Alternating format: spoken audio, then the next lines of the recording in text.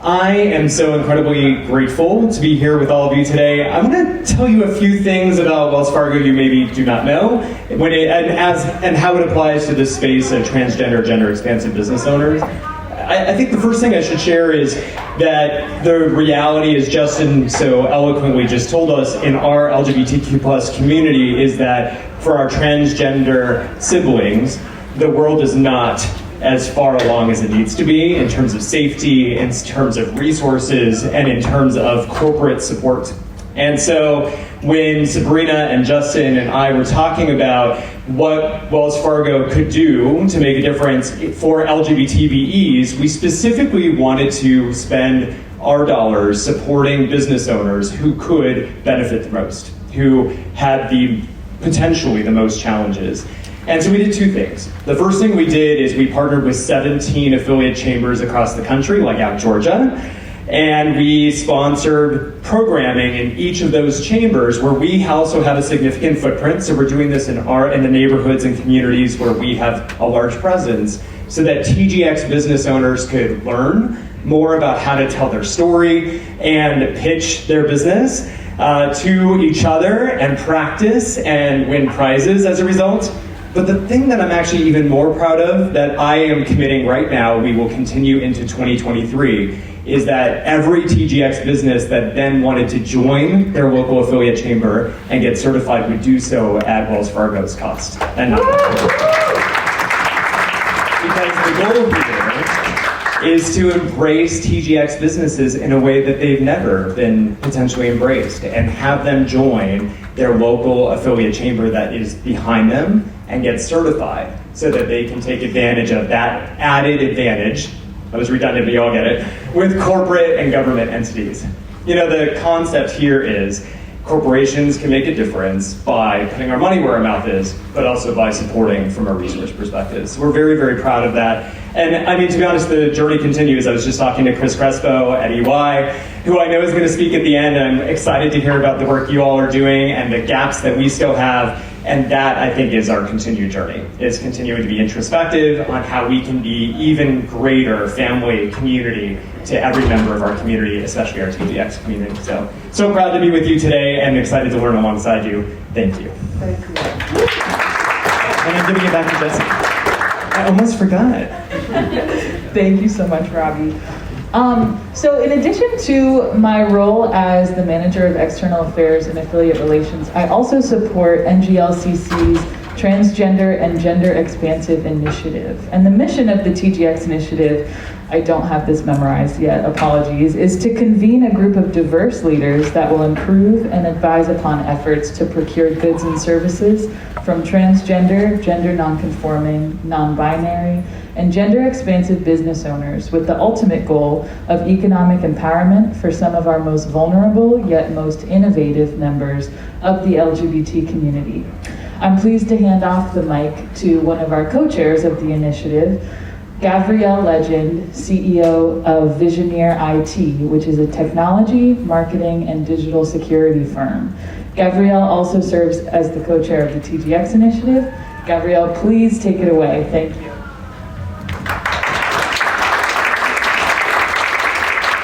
Thank you so much, Jesse. Hope everybody can hear me just fine.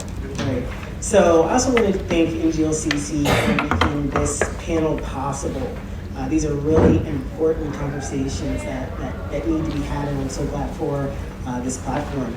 So with NGLCC celebrating 20 years of leading LGBT businesses, leading the charge, I just couldn't be more proud, right? So today, I'm honored to be moderating this panel of distinguished speakers. Gabrielle Claiborne from Out Georgia Business Alliance and Transformation Journeys Worldwide, which provides transgender-focused inclusion training. And we have Safi Mojidi from Packletics, which is a gender-affirming clothing brand. Gavin Escobar from the Chaga Company was unable to be with us today. So without further ado, let's go ahead and jump right in. So Gabrielle, I'm curious about how you first got involved with NGLCC. Tell me about that. Thank you, Gabrielle. Gabrielle Claiborne, pronoun she, her. When I transitioned, this is a safe space, right? Okay, good. When I transitioned 12 years ago, as many trans individuals do, I had to grapple with, am I going to be able to find a place in corporate America where I can show up authentically without fear or trepidation, and not just show up in corporate America, but for many years I was an entrepreneur, very successful in the construction industry for 30 plus years, and I don't want to see anybody doing math in your head.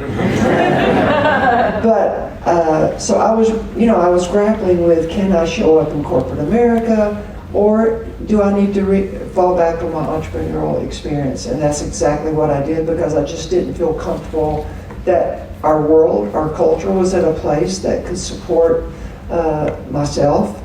So I started two businesses, a cleaning company and a home renovation company.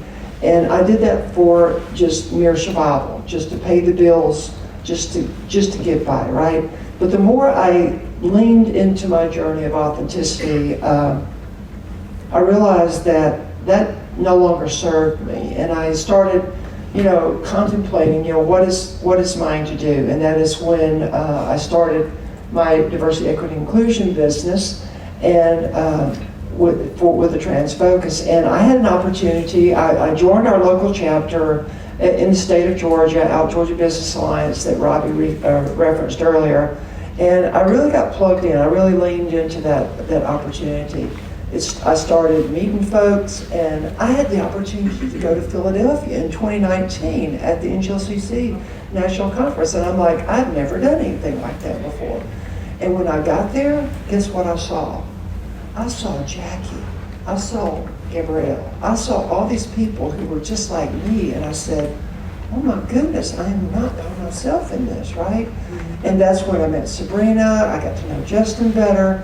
And that was when Ashley was, championing the TGX initiative at those early stages. We had kind of a brainstorming session that day at that conference. And I walked away feeling so inspired by connecting with folks who were not only passionate about showing up in this world as their authentic self, but passionate about being successful, in doing what is theirs to do in their work. So I think this was just the invitation for me to say, okay, how can I get plugged in? And so, as more and more opportunities, and I will say what I've learned in my own experience with both local affiliate and the NGLCC is what I get out of it is what I put into it. And I think that is the key that I share this with everyone just so that they understand, these organizations are not going to be a solution unless you want to, make it a solution. So that was when I started saying, I want to lean into this. And then a couple of years later, Gabrielle and I both had the opportunity to now co-chair the TGX initiative. And that's how I am here today. Outstanding. Thank you so much for sharing that. I remember the first time we actually met. I think it was during the matchmaking sessions. We were all waiting around, and we got to talking, and it's like we just clicked, and we became friends ever since. You talked a little bit about community and finding people that were like you. Similar to me, I found community. That's what was so powerful for me, because I had been stealth for a number of years. I transitioned 16 years ago and had been stealth, and it was my first time when I got an opportunity to be in community with other folks, and I felt like it was a safe space. So I'm so grateful that I stumbled upon my local chamber as well and met folks, and then got involved with NGLCC. Yeah. Can I say one more thing? Go ahead. So the other thing that really invited me to lean in is NGLCC's commitment to the trans community. They were not just talking the talk, they were walking the walk. And ever since then, they have invested in this initiative, both with blood, sweat, and tears, as well as finances. And, they have really said, we wanted to advocate for you all, and I really feel like that they've really leaned in that on that. So I wanted to give them a huge shout out for all that they've done up to this point. Thank you for that.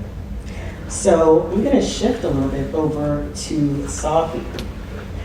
So Safi, it's been a while since we've been trying to connect for a while. A really long time. A really long time. We have been Facebook friends for a minute and talking online, and so I'm so glad to actually see you in person. So with that being said, I'm really interested in hearing more about what led you to start athletics. Tell me more about your story. Sure. So I am an athlete. Like, that's how I identify, if you will. I think athletics has played such a huge role in my life. I, have some of my most fond memories are either on a field, on a court, or having to do with my teammates or coaches. And so athletics for me has definitely been the area of my life where I could just show up as me. I could be as good or great, I could practice as hard as I wanted to, and for the most part, no one really, really cares what you look like, right? If you're scoring points and you're, a good teammate, everyone in the locker room, for the most part, lets you be you. And so, from being on the 2008 Olympic qualifier team for the Nigerian national basketball team, one of my most fond memories is having the opportunity to travel and meet new people. And as I continued to, play sports, I played semi-pro tackle football. I started to, come to the realization that, okay, I'm not just a lesbian. There's something else going on here. And not just a lesbian, but there was something else in my identity that I was still, grappling with. And I kind of came to a pivotal moment where it was, be the celebrated, decorated athlete, or choose myself, choose life, right? And it was a very sobering moment because I chose myself, and while I can still play sports, I can still work out, there was still a part of me that, felt uncomfortable, packing, if you will, when I go to work out or go to the beach or swim. And it felt very isolating to think, I can't do this, I can't play this sport and show up as my true self because there isn't anything on the market right now that will help me do that without feeling insecure or feeling like I could potentially out myself. And so I saw a need, and I started, initially just making swim trunks because I was like, okay, what's the one thing that I love doing? I love a boat, I love a beach, anything water related, I'm there. And that's a time when, that's when you're probably the closest you'll ever be to being naked in public, right, I think. And that's not a great feeling to be naked in public, if you will, and not feel good about yourself. And, I struggled with that for a really long time, and I said, well, if I'm having this problem, there have to be a few other people, at least, in my immediate community. So I reached out to some of my friends. I said, hey, do you like swimming? And do you pack from time to time? And in case people don't know what packing is the act of essentially creating a prosthetic for trans masculine people, the opposite of it for trans feminine people, tucking, some might know. And so there were quite a few garments for, tucking while swimming and tucking while being athletic, and there just really wasn't anything on the market for trans masculine people. So I said, all right, let me make a few pairs. So I made a few pairs and, gave it to some of my friends, and they were like, can we have more? And they kept telling people about them. I'm like, whoa, I have a full-time job, I'm in school. Wait a minute. And so that's when I kind of started figuring out, okay, this is that entrepreneurial thing that people were talking about. Like, it's your baby. And as much as I wanted to say no, I was like, I have to do this because, one, I know how impactful it was for me, and I want to have that I want other people in our community to have that same experience. So I, started doing research, and for about 3 years, at least once a month, I would just look up packing swimming trunks for trans masculine people. Still nothing on in the market that was visible, that was, something that people who come from all different types of economic walks of life could actually afford. And so I'm like, all right, well, let's just try this. So I, got a designer, put my patent packet together, and now I have a patent on my design for the design and the functionality. And so getting to that point and having some of the interactions that I've had with Gabrielle and Sabrina and just feeling the support from TGX, it's like, all right, I have a product, but now what, right? My background is in cybersecurity, which is one of the things that Gabrielle and I connected on. Right now, I'm the head of information security for Folks Health. We're a virtual healthcare company that primarily centers LGBTQ folks in our medical care. And so I was, doing that full-time job thing, and I'm like, well, I really think there's a need for this on the market, and so what do? I reached out to the folks at NGLCC, and they're like, hey, we have this coming up, Oh, and guess what? We have the TGX initiative. And so just through the past, I think, 4 or 5 months, I've been parts of accelerators or like workshops, getting information from Wells Fargo, for example, on the funding and like opportunities for funding. And I mean, it's been great. I was a part of the Bunker Labs cohort this past 6 weeks. And just the wealth of knowledge and the community that's built, even in virtual spaces, it's like, it makes me feel like this doesn't have to be a hobby or like a pastime. It doesn't have to be a passion project. Like, this is something that I can put, like, as you said, your blood, sweat, and tears into, and you're putting into it the dedication and commitment to your community and wanting to make the world a little bit better. And out of it, you get these lifelong experiences and great partnerships and friendships that you will definitely cherish, but you're also able to grow for them. So it's been, Pacletics has kind of been my passion project turned into soon, hopefully, full-time job, if you will. So. Oh.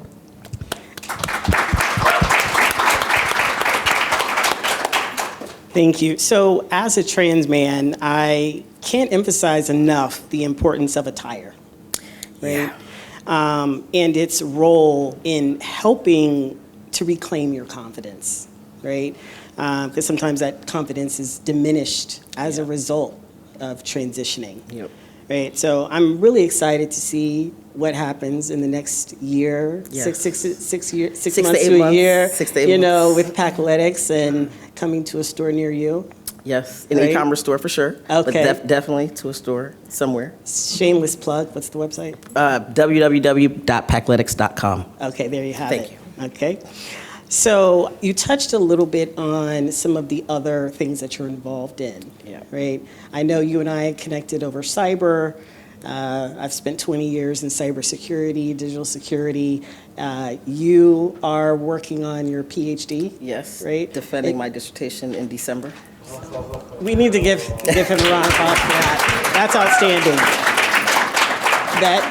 That is a huge feat. I got my PhD as well in computer science, so I'm well aware of you get it. how challenging it can be to go through that process. So very proud of you. So, tell me more about what you're doing in cybersecurity, what your plans are, what you're thinking, and kind of your why. What got you there?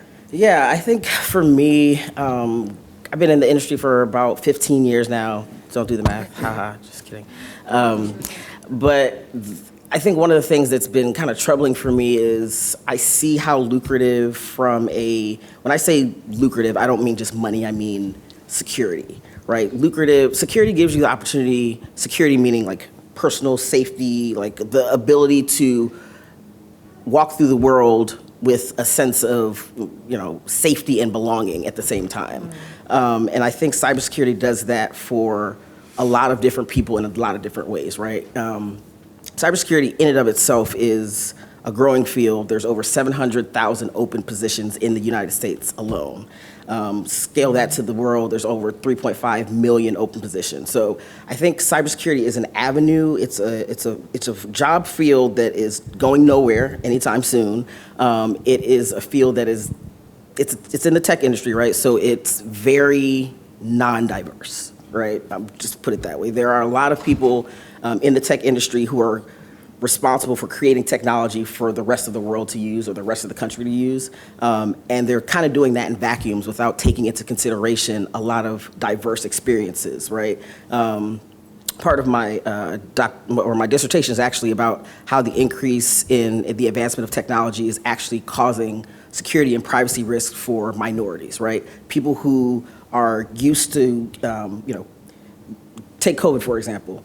a lot of people didn't have the internet at home, right? So we all know about the digital divide. So instead of having the internet at home and having a laptop and being able to work, do your homework from home, pay your bills or, do anything else of a sensitive nature, people were now forced to take their mobile computers to Starbucks, right, and get on a public Wi-Fi to submit their homework right after they just finished paying their bills, right, on a public Wi-Fi. But how many people are thinking about, when I'm at home, I'm on my own network, I'm on my laptop, which probably has antivirus, VPNs, all types of malware scanning, but you do those same activities on your phone, and a lot of minorities aren't thinking about the correlation of being able to have the knowledge to protect themselves while using mobile phones, but also what that means for them from an economic perspective, right? If an already disadvantaged minority has their identity stolen or has fraudulent accounts opened up in their name, now their credit is terrible, and now it's potentially impacting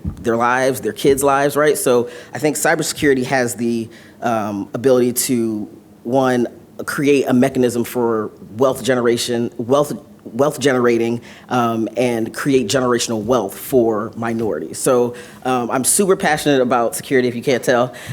It's one of the areas that I think there's not enough foresight in people thinking about how the things that I'm doing on a day-to-day basis impacts me and definitely impacts my broader community. So I started a nonprofit organization called Hacking the Workforce, and what we do is we really focus on providing mentorship opportunities, scholarships and apprenticeships to Black and Brown LGBTQ folks.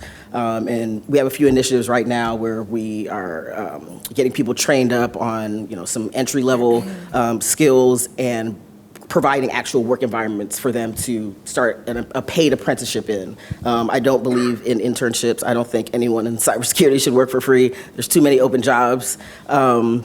And so part of our mission as we continue to grow with Paclytics, we're all about, again, security, right? Being able to be the creator of your own destiny and having the ability to, one, certainly make money, but also learn how to move through the world, with the financial acumen, having access to then, resources to take care of your physical and mental health. I think those are things that our community doesn't often think about or have the opportunity to think about, because we're always coming from a place of, just trying to survive, right? Like I really believe that our community deserves to thrive. And cybersecurity, I think, is honestly one of the ways that we can get from point A to point B a lot quicker than most think. I definitely agree with you. It's so interesting that you're in cyber and you're a person of color. You are a trans person of color, and I remember well over 20 years ago when I got involved in cyber, there was no one that looked like me. At the time when I got into cyber, this is pre-transition. There were no women. There were in my PhD program, there were no women of color in my PhD program or any program have you. And so it was crazy to look across the room and see like, wow, no one, there's no community here. I didn't feel that sense of community. So now, all these years later, it's amazing to see that diversity, the amount of diversity that is now in the tech, in specifically the cyber industry. So and it's still not. We're not there yet. No, we're not. There's a lot of work to be done. We've done some work. There's still a lot of work to be done. So I'm so proud of you. Thank you. So I'm going to shift back over to Gabrielle because I want to hear more about your work as sitting on the board as the secretary of the Out Georgia Business Alliance. And, how has the regional chamber been supporting the TGX community in Georgia? What does that work look like for you? Great question, thank you. Anytime you roll out an initiative, everyone has to be on board, especially those in leadership positions. And I think if there's one thing that I want y'all to walk away with is that if you have a trans organization or you have trans members in your local affiliate, making them feel welcome, championing the initiatives that are important to them is really going to be crucial in them just surviving and flourishing, thriving, and prospering. So the Out Georgia Business Alliance has done just that. When I attended that 2019 national conference, I had an opportunity to attend a workshop that was facilitated by an organization out of IBE in Philly. Marcus and Joan were their names. And they were starting up TransWork, which is a trans employment initiative for trans and gender expansive individuals in the Philly area and surrounding areas. And I was so overwhelmed with, like, okay, this could really work if we could find a way. And they were just kind of in the piloting stages, so that was 3 years ago, and now they're just championing all kind of new initiatives and actually, being kind of an organization that we're looking to in the work that we're doing at Out Georgia. But anyway, so that kind of birthed something in me about wanting to make a difference on behalf of folks in my community that are the most marginalized in the community. The black and brown trans individuals, the non-binary black and brown non-binary individuals in our community.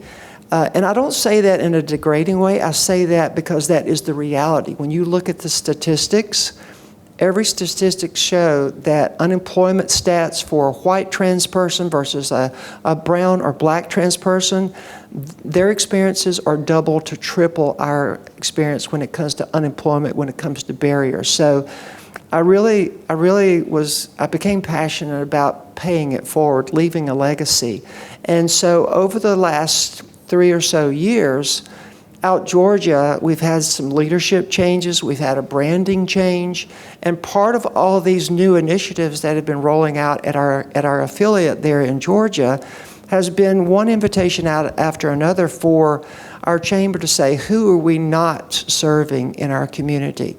And it went without reason that the community that needed the most support was the trans and gender expansive community in the state of Georgia. So we have been working over the last couple of years to develop a similar initiative at Georgia. It's called TGX 360, and the reason we came up with that brand is because we wanted our solutions to be a 360 solution to all the challenges that trans and gender expansive individuals experience, not only in employment, but also entrepreneurship opportunities.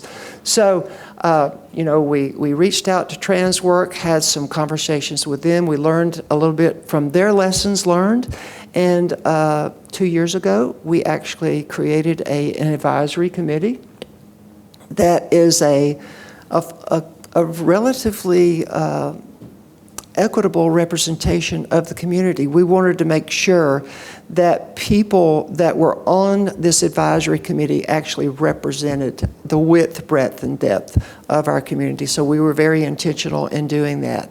And so once we developed that advisory committee, we started strategizing on what our next steps were. And one of the things that we wanted to be very intentional with in our work is in making sure that the community was informing our work, because a lot of times when trans and gender expansive individuals when they want support, we're not wanting someone to tell us what to do. We want to be asked, what do we need, how can we be supported? So we wanted the community to inform our work, so we did a survey of the community across the state of Georgia, and we were blown away with just the results that came in. And as a result of that survey, we created a number of different next steps, both from an entrepreneurship lane and an employment lane. And over the course of the last year or so, we've been putting those initiatives in place. I just came from an event last night, which is our inaugural TGX 360 social networking event. Get this, and I don't know if this is going to impress you or not, but I was blown away in this.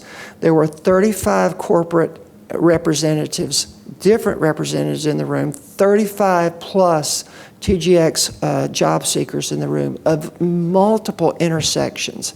And when I experienced this, I mean, we did a lot of work to set this up to be successful. When I walked in the room and I experienced this energy and all the exchanges that were happening, it was almost like we are making a difference on behalf of our community when it comes to that they need, that they've told us that they need. And so it was just a huge win, and this is kind of like setting us up for our next steps. And there are other chambers, local affiliate chambers who are doing the work. I know Seattle's doing the work. I think there's some work being done in Southern California.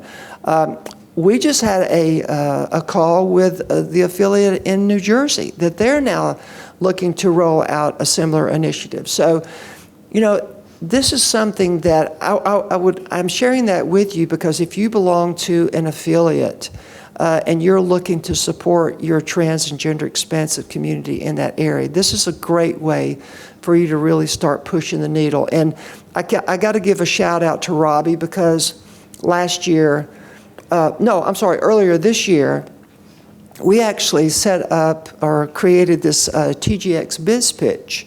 We were learning from, you know, all the wonderful things that the NGLCC was doing at the national level, and we say, why don't we make this local, right? And so Robbie and Wellstar was gracious enough to fund that event for us, and we actually, because of your funding, we have actually hired our first-time employee with this organization.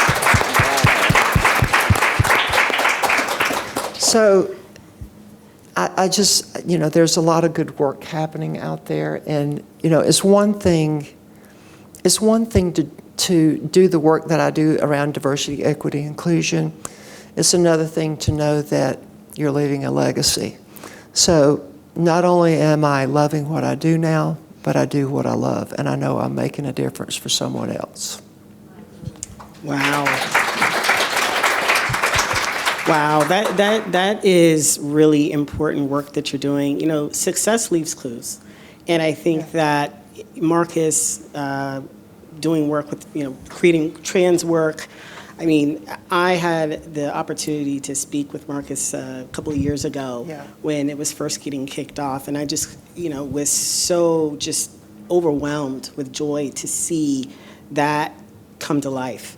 And even more, you being able to now leverage his successes to bring that to Georgia. And I think that, you know, other states, other affiliate chambers can also now leverage you, right? Yeah. So it's like you doing the reach back and helping as you lead. And I think that's what's so important. I'm humbled to be able to do that, you know? Exactly.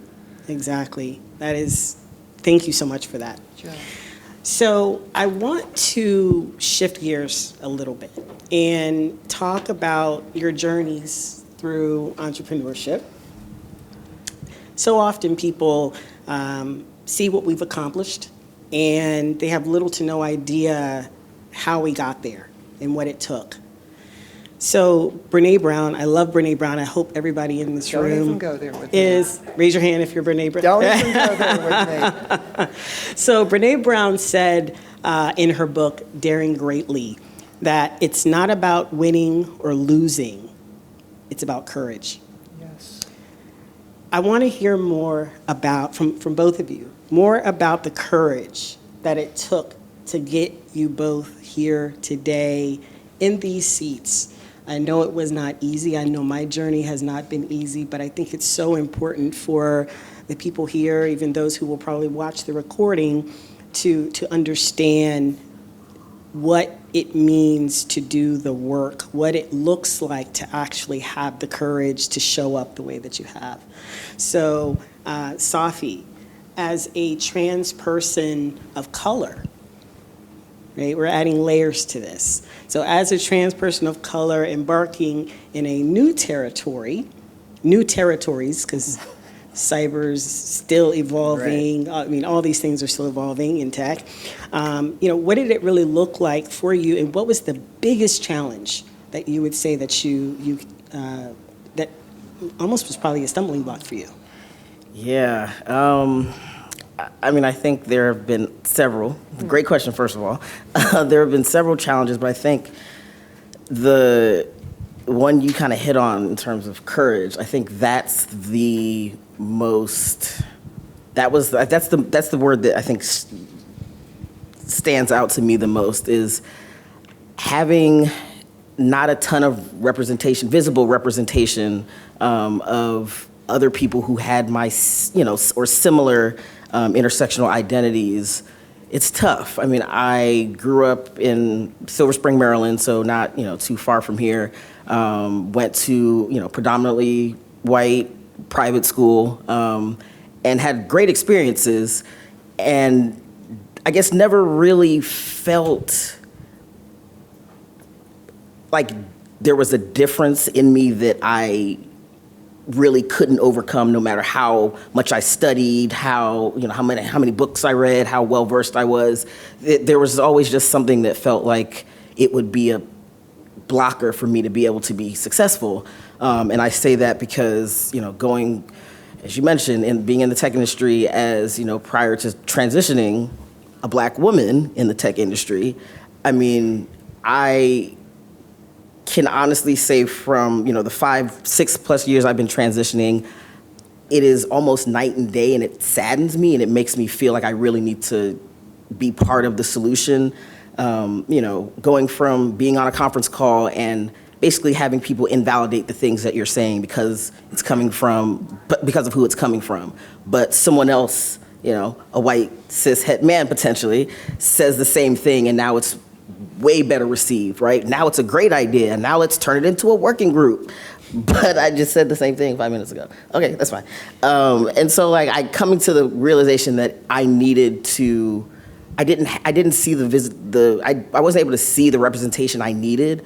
And I had a conversation with, I don't know if you all have heard of Gender Cool, the Gender Cool project. Yeah, Gender Cool Kids. Yeah, Gender Cool Kids. Yes. So Gira, who was a part of that organization, I met her during right when COVID happened.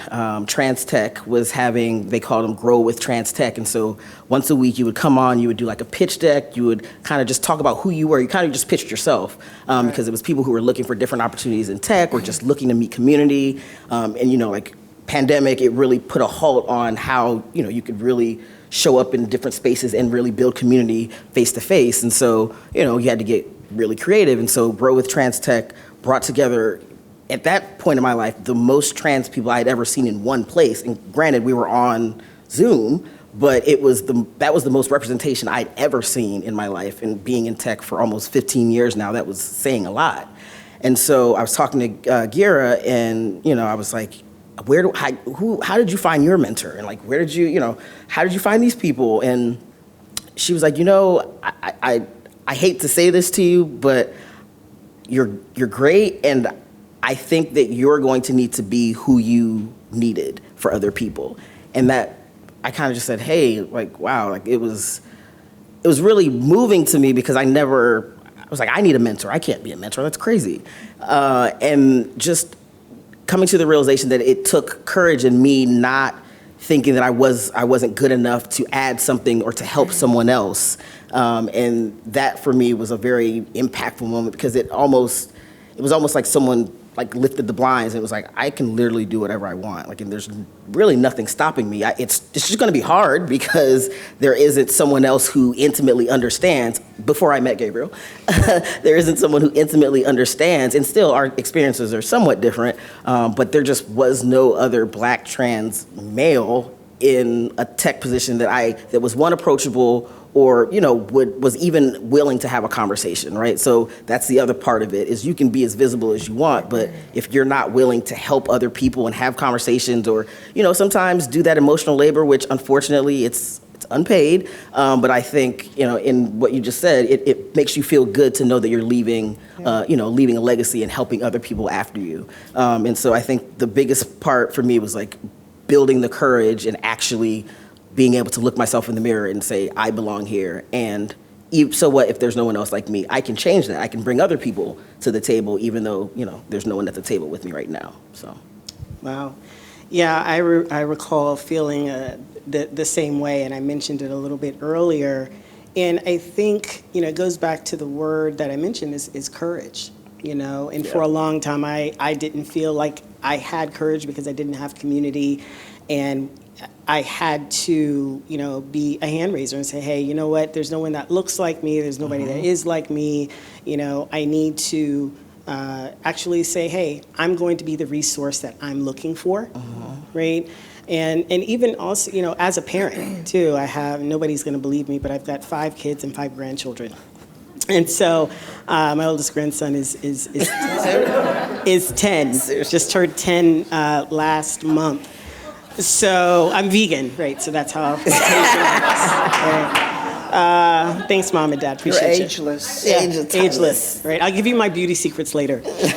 So I wanted to make sure that, I always figured my kids were proud of me, but and my grandkids too, right? Because now they're old enough to understand. But it goes back to something you said is legacy, and I wanted to make sure that not only were they proud of me, but that I was doing the work and that they could say, you know what, regardless of who I am, where I am, whether I have community or not, I'm going to have the courage, right? So that was something that's really important to me, that I hopefully am passing down to now the next generation with my grandchildren. What advice would you give TGX entrepreneurs in how they can best utilize NGLCC's resources and opportunities? So one of the first questions that I ask a mentee that I work with is, do you know who your ideal client is? Because if you don't know who your ideal client is, you're going to be spinning your wheels a minute, right? And I had to spend some time, answering that question myself. When I started my business, I initially wasn't a certified LGBT BE because I didn't feel like it would serve me in my earlier vocational iterations. But when I started my in diversity, equity, and inclusion company, I recognized the connection between certification and the connection and the advantage that would bring me with my ideal client. So my ideal client are all y'all in this room, all right? It's the corporate space who are wanting to create that inclusive workplace culture. So knowing who your client is important. And then once you know who your client is, insert yourself into those spaces. Be visible in those spaces because people don't know what they don't know. And until they start making the connection, okay, Gabrielle, you're with Transformation Journeys Worldwide. This is what you do, right? They make that connection. And then I guess the third thing that I recommend, that I coach folks on is that, I learned this from a marketing consultant that I've worked with a couple years ago when we went through a rebranding of my own company. And this consultant said, Gabrielle, you got to find the pain points in an organization. You have to speak to those pain points because that is when an organization will lean in and recognize that you have a solution for them. And of course, you're not going to know what their pain points are unless you spend time building relationships with them. People want to do, if I ask all of you in this room, who do you like working with? You're going to probably say, I like working with people I know and I can trust. And so, building those relationships, spending time cultivating those relationships is very important and key to success for entrepreneurs. That's what I've learned along my journey, and that's kind of what I impart to the folks that I work with and coach. And the beautiful thing about all that is there are so many resources available through the NGLCC that allows that meets a TGX entrepreneur where they are, wherever they are on their journey, where they're an aspiring entrepreneur or they're a seasoned entrepreneur, and everywhere in between. And that's one of the reasons that I was so passionate about the TGX initiative, because we have got different committees that are working on different focuses.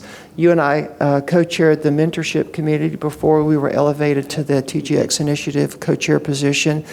And I really loved the work that we did because we created kind of a library of best practices for TGX entrepreneurs to meet them where they are so that they could get the resources that they need.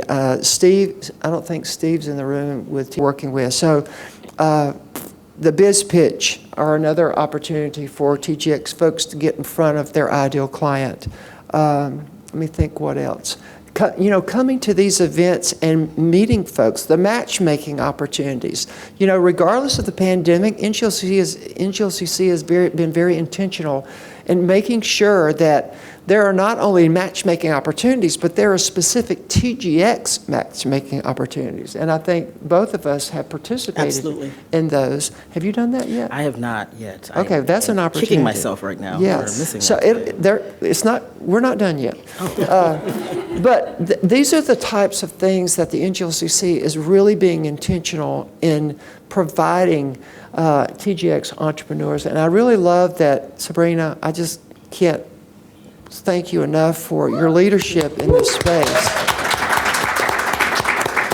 And I would be remiss if I didn't give Ashley Brundage a shout out, even though she's not in the room, because she was very instrumental in getting us to where we are as well. And I see everybody smiling when I say Ashley. I know a lot of you know Ashley, but so that's kind of what is happening here at the NGLC level. And I know that we've got so many more exciting things that are going to be rolling out, so please stay tuned. Absolutely. Yeah, I'm very, very excited about what we're going to be working on this next year.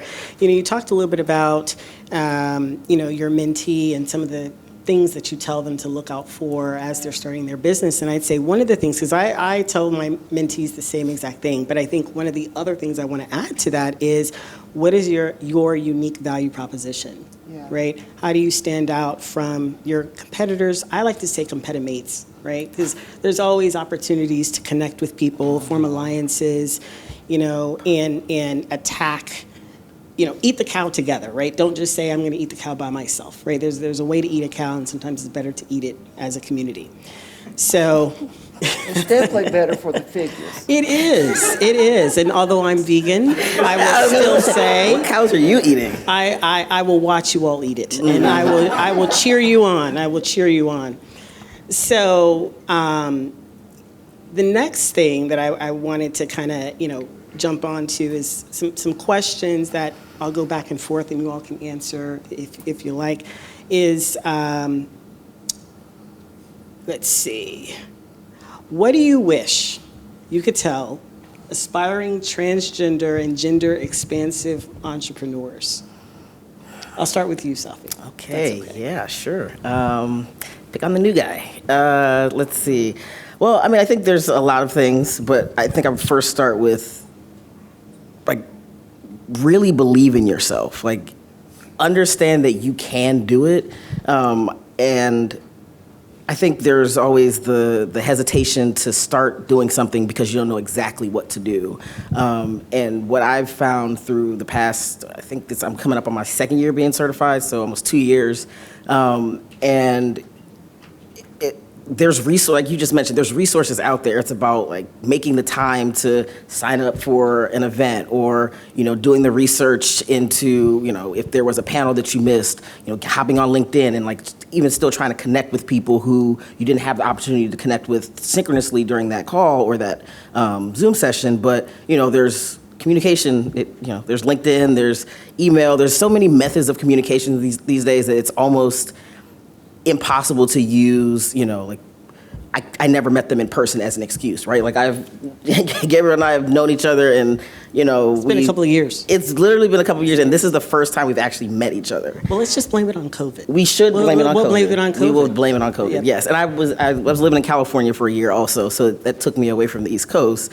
But even then, I think in a world where you better get used to communicating virtually, I think it only helps opportunity. It helps illuminate opportunities for people who don't typically get opportunities, who wouldn't normally be invited to a conference or some type of seminar, don't have the money to travel to get to a place, much less attend pay for the conference registration. So I think the support that NGLCC provides, and just every time I check my email, it's like another opportunity. I'm like, I got to do this too, and it's great, right? It's a feeling, it's a good feeling of being overwhelmed in that you kind of have your pick of what you want or need, and there are people there who can kind of help guide you and say, one day I hit up Sabrina. I said, hey, I really want to connect more with like the TGX folks, and she put me in touch with someone over at Start Out, and we just started talking and figuring out, hey, like we're doing something similar. And to your point, you don't have to reinvent the wheel. Sometimes someone's already doing something really well. You don't need to spend the time, money, effort to do something that, you could have potentially created a stronger product or service by partnering with someone else, right?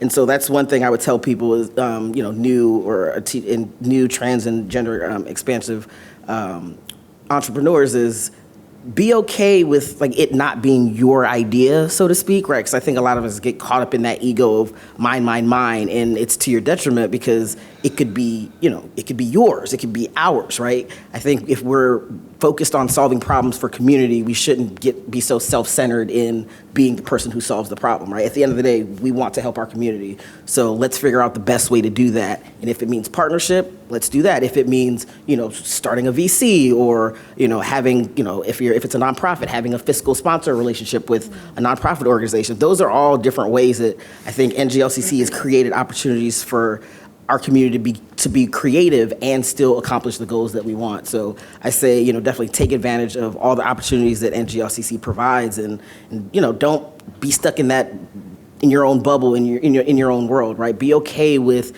being vulnerable and expressing a part of yourself that, we're, like you said, we are in a safe space that you should be able to express, and it helps people, learn a little bit more about you and potentially understand your mission a little bit more, and that could potentially translate into, business or dollars or partnerships and relationships. So, just be vulnerable. I would definitely say be vulnerable in the right spaces, and really, turn yourself into a sponge when you truly don't know how to do something, because, again, getting caught up in ego is the way to fail for sure. So, yeah. Absolutely.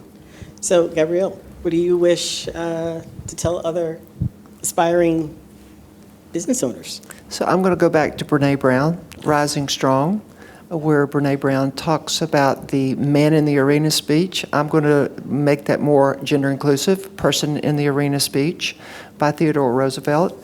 And that speech, if you're not familiar with that speech, talks about how people are reluctant to take those courageous steps and get in their arena something that's bigger than them because it scares them to death, okay? And when you get into the arena, it's not if you fall down, it's when you fall down. But the solution there is not to stay down, but to get up. And I can tell you as an entrepreneur, and I'm sure you all could share stories of being in the corporate space. If you were in the corporate space, there's many times that you've fallen down, but the key is to get up, keep moving forward. This journey, this entrepreneur journey is more about. It's not so much about having a roadmap. It's about following breadcrumbs, and every time you pay attention to the breadcrumbs, those breadcrumbs are going to lead you in the direction that you need to go in, and that it is a journey and not a destination. Absolutely. So with us being in November and it's, Trans Day of Remembrance, coming up. So what does that mean for you? Tell me a little bit more about what that means for both of you. I'll start with you, Safi.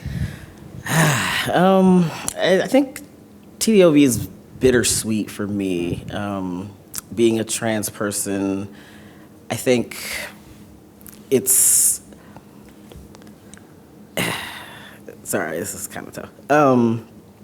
I think it's hard to live in a world or a country where, being your true self essentially can put a target on your back, right? So, the COVID epidemic was a time when I think it kind of slowed all of us down, and we didn't have anything else to do but kind of watch the news and, just be hyper aware of what's going on in the world because we weren't able to be in the world. And I think for me, it was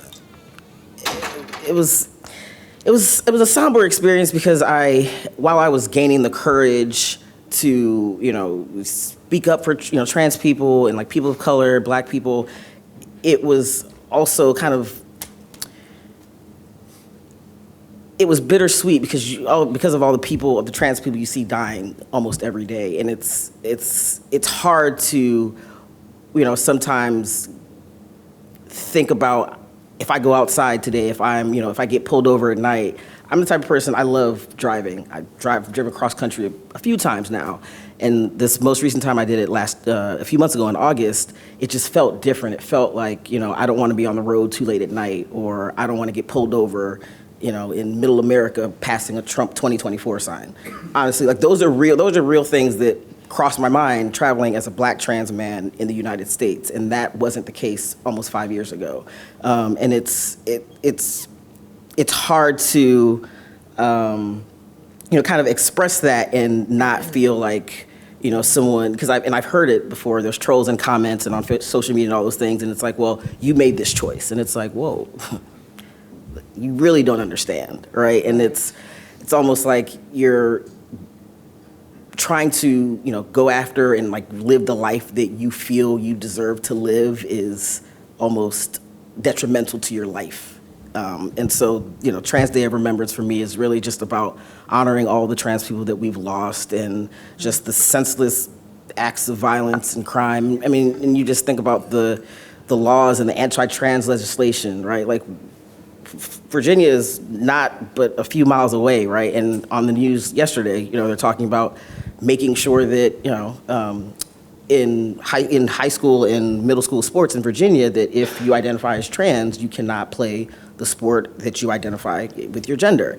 And it's like, we're not that far away that, we're all looking at some pretty serious legislation that will negatively impact all of our lives. And it's, I just stress to everyone, vote for sure, but also, show up in your life and show people around you that you are inclusive, that you don't care what bathroom people use, right? Like those are things that unless you're placed in a situation where you're concerned about your safety, when you're just trying to do something as simple as use the bathroom, like that's when I think that we veered seriously off course in this country. And one of the things kind of brighten up the mood a little bit. Sorry about that.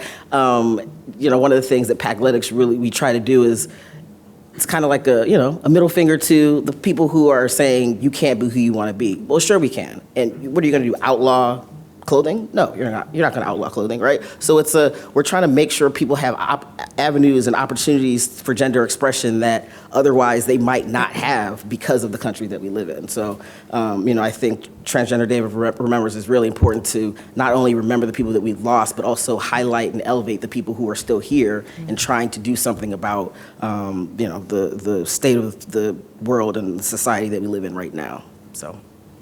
Wow. So I'm actually going to talk a little bit about like what it means to me as well. When I think about Trans Day of Remembrance, it's scary, right? Because going to your point, being a Black trans man and knowing that things have been happening over the last couple of years that have devastated our community, communities of color. And it also makes me fearful for my kid. My youngest transitioned earlier this year. Wow. And it's one thing for you to transition as an individual, but it's another thing for your child to go in transition from male to female and make them aware of the work that's still to be done. Yeah. And it's a scary place to be to, have these conversations with them around awareness, around awareness and mindfulness, and that other people are not mindful of your life. They're not mindful of your choices, and that you have to have a voice, right? And stand up and be heard and be proud of who you are and proud of your choices, because they know I'm behind them, right? But unfortunately, the way the world is right now, people are not as supportive. So, Gabrielle, I'm going to let you answer that question as well. First, I want to say the target is not on my back. The target is on their back. And I think we have to understand that. You know, so as a result of that, I'll say TDOR, not trans awareness. TDOR is very frustrating for me, because it's almost like I feel like I can't do what needs to be done fast enough, you know? And to be in the business of changing hearts and changing minds, you know, when you pour yourself into your work and things like this continue to happen, you ask yourself, what else has to be done before we learn the lesson that we are human beings first, and then, you know, then all these other multiple intersections show up in our lives, and it's frustrating for me. You know, I did a little research because I was frustrated, and because I was trying to understand why and how all this stuff happens. I did a little research on the victims recently, and do you know the lion's share of the TDOR victims were murdered by family members, people that they knew on social media, people that they had, whether they were dating. This is the reality of what's happening to these trans individuals. And oh, by the way, the 32 people that were killed that we know of this year, the majority of them were 33 and younger. Okay? So that's what we're dealing with here. And it's a sobering experience, but I also think it's an invitation to all of us to say, what can we do? What can we do to make a difference? And everyone in this room can actually make a difference. You know, you can advocate at a corporate level, at a business level, at a personal level for the community by raising awareness, by doing your own education, by, you know, standing in the gap for trans and gender expansive folks, especially when they're not in your presence. Especially. Yes, I said thank you. especially. Absolutely. Sorry. Yeah, so, you know, I just feel like it's a very charged time for me and so many of us, right? So I'll leave that there. So, in the interest of time, I want to open it up for questions from you all. I know we've said a lot up here, but you know, if you have any questions, please let me know.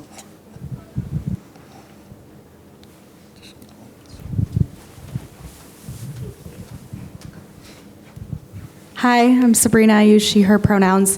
Thank you all so much for your vulnerability and your leadership. And I think a lot of times people say, you know, let's end these conversations on a high note. And the reality is that's a privilege, one that's afforded to many of us in this room, but a lot of people who will never be able to step foot in this room. So I just want to thank you three so much for being here and being a part of the conversation. And I have a question for y'all. But before we get there, many of you are a part of Best of the Best companies that were just honored. And I'd like you to think about how in your work, in your companies, you can be uplifting and including the TGX community at all levels within your organizations and within the communities that you operate. And as a part of that, we will be launching next year a TGX Equity Forum so that you all can learn from one another about what you're doing, what you can do, and how we can collectively all be better. to change the landscape for the communities that we belong to and we're a part of. So, and that's thanks to the leadership of these folks, so it's not thanks to me. I just, a question that I wanted to ask you all, particularly, well, actually all three of you, because you're all business owners. What are maybe one or two, I know that we're getting close on time, so I want to make sure that other people get to ask questions, but one or two major issues for you as a business owner, not just as a TGX entrepreneur, and that can be a part of the answer, but what are one or two major issues for you that you can charge folks in this room with helping you tackle, helping you provide those resources and answers that you need to continue to grow and scale your companies? Thanks. I'm just going to go ahead and jump in. I'd say access to capital and access to contacts. Very simple. Yeah. I think the other thing that I would say along with financial capital is pay us what we're worth. I mean, you took the words out of my mouth, but definitely funding, and I think it's funding as well as education. It's not just give us money. It's help empower us to make your money, your dollars go even further, right? Invest in us. It's not a donation, right? It's an investment. If you really believe in TGX people, if you really believe that, we're worth, having successful businesses and being able to, essentially be successful and reach back and give back to members of our community, because honestly, that's traditionally what a lot of us end up doing because we understand how hard it is. Just really understand that your money will go a lot further with us than you might realize. So. Yeah. Hey, one other thing. When I say pay us what we're worth, I don't mean to pay us a premium. I say just pay us what we're worth, which is equitable with what you're paying everybody else. Yes. Do we have any other questions? Really? Yeah, I got it. Okay. And it's actually for you. So when you did the survey for Georgia around the transgender community in Georgia. Can you grab the mic? Oh, Yeah. sorry. So, yeah, no, sorry. So the question is, when you did the survey for Out Georgia on the transgender community, what were the ahas or data that surprised you that you otherwise wouldn't have known if you hadn't done the survey? Great question. So a couple of the ahas were half of the respondents had a job, and they were looking for more employment opportunities. That was like an aha to us. I think the other aha was that as best as we tried to make sure that this got in the hands of those who were most marginalized in the community, we didn't. You have to be really creative. You have to be very intentional. You have to leverage relationships within the community. That's why we created the advisory committee, because every member on that community has a different circle that they live, move, and have their being in, right? So we wanted to make sure that we were tapping into their circle, if you will. So we missed the mark. We're going to do another survey. And we've learned from that. Here's the last thing, we learned. And this was like, this blew me away, because we recently had a business summit in June for Out Georgia Business Alliance, and we had kind of a listening session of community members, and we were talking about the survey.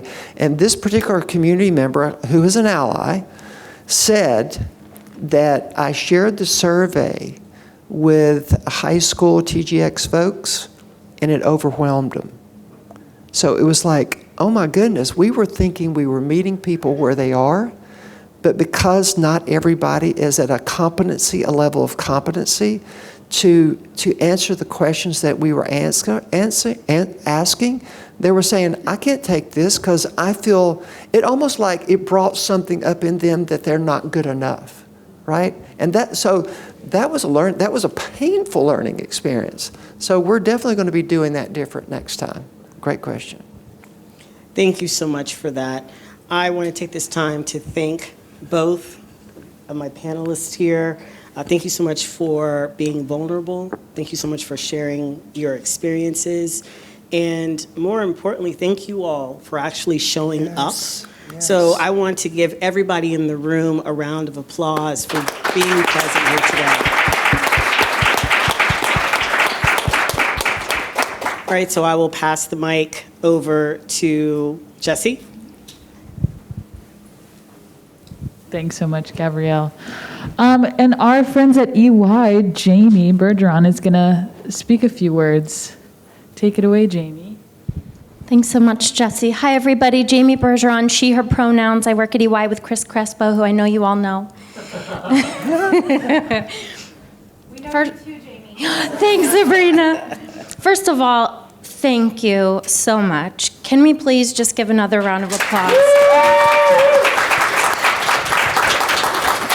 Wow, I have pages and pages of notes, so much incredible advice and wisdom. I'm still stuck that you have many grandchildren. I don't know if I'm gonna get over that today. I may go vegan, I don't know, but a lot of things I have learned today. Just to share a little bit about what we're doing at EY, our commitment to supporting the TGX initiative through NGLCC and also the Communities of Color initiative. These are areas where we're really focused on building an equity across our firm. You know, you shared so much about courage, about putting trans people in the position to lead these efforts. And I think what I really took away is it is your voices that are creating the pathways, creating the landscape for organizations like ours to also lead, right? And for our trans and non-binary communities at EY, we're really positioning people to raise their voices and share what is needed. We all know that the systems that we work within in corporate America were not built with trans people in mind, with people of color in mind, certainly not even gender diversity in the broadest of sense. And so at EY, we're really working on breaking and rebuilding, filling gaps, rebuilding systems that were never meant to support most of us in this room, actually. And that requires not only the voices and expertise of the trans leadership that we take our guidance from, but also the day-to-day work of DEI practitioners, talent management professionals, supplier diversity professionals, to be persistent every single day to keep it going so that our trans auditors and accountants and government consulting professionals at EY can continue doing their amazing, incredible work that they came to EY to do. One of the things that I've had really the honor of learning from the community at EY is folks don't want to be the trans person in the room asking for what they specifically need. And so we're really focused on building our culture so that somebody doesn't have to have their transness be the topic of conversation at all, but their expertise, their professionalism, their ambition to rise through the ranks in our organization be the topic of conversation all along the way. I'm really proud of where we've gone. We have so much farther to get, but it's because of your leadership and leadership of other folks at NGLCC and other organizations and all of you in this room that's going to get us all there. So I just want to say thank you again. Thank you to all of you, and let's continue to work in partnership and as LGBT people broadly, be allies and liaisons every step of the way, every day in our work, not just when the opportunities serve us from a business, bottom line, conference gathering perspective, but really every day, all day. So thank you very much. And I will turn it to Sarah to close us out.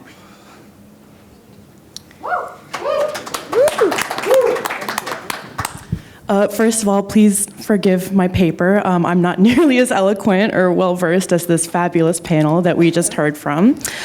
So thank you to everyone for being here today. My name is Sarah Jester. My pronouns are they, them, and I am the Senior Manager of Digital Media at NGLCC. I think it's truly one thing to be out. It's another to be out in business, because as a small business owner, this can impact your income and livelihood, and to show up to work each day as yourself, as as an out person is really incredible, and I commend each one of you for your efforts in making this a safer act for members of our community. I've been with NGLCC since 2019. I came out in 2020 as a transgender person, specifically as a non-binary individual, and I wanted to take a moment to talk about that. Many people who identify as non-binary really do fall along a spectrum of definitions, whether existing in the middle of genders or disregarding the idea of gender entirely. Personally, I have no inclination for masculinity. I kind of feel that I exist outside of that. And in a lot of ways, I feel that being non-binary is almost a near spiritual experience for me. I can understand myself as a being unbound by these traditional norms. I can visually convey that understanding through the way that I physically present myself in a lot of ways that I feel that cisgender people might never quite understand. And I didn't really have the verbiage to describe who I knew I was at my core really until a couple of years ago, which is definitive proof that allies of the transgender and gender expansive community need to really come together and help us push for more visibility through storytelling efforts. I think that although this is changing somewhat for the younger members of the transgender and gender expansive community, many of us have felt incredibly alone and isolated in the beginning stages of transition or awareness of a gender expansive identity. And it's because of that that I'm extraordinarily proud to work with NGLCC to spotlight the trailblazers in our community and to educate allies on what it means to be a part of this community. Platforms like this town hall and like NGLCC's wider audience definitely cannot be taken for granted, because across the world, young trans folks are really seeing that not only is there a community waiting to welcome them with open arms, but that they can be successful in their work as out individuals. Our TGX business owners compete on Shark Tank, secure multi-million-dollar contracts. And what's most important is that they're still having enough energy left over at the end of the day to give back to their community.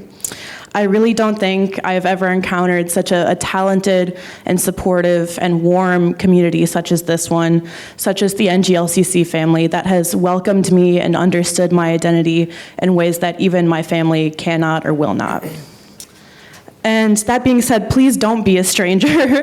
I've met many of you in this room, and I'm looking forward to meeting the rest of you. Even if we only get to convene in person a couple times a year, I'm always standing by to help you, your transgender friends and business owners to tell their story as part of NGLCC's digital media team.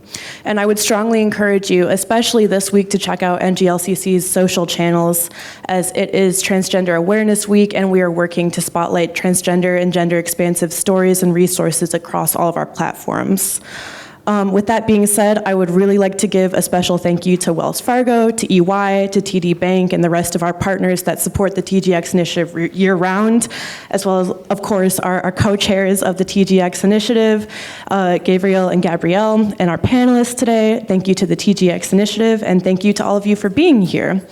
I'd also like to invite you to join us for the upcoming succession planning session for small diverse business owners, which is sponsored by Wells Fargo, and I hope to see all of you at the reception later this evening. Thank you very much.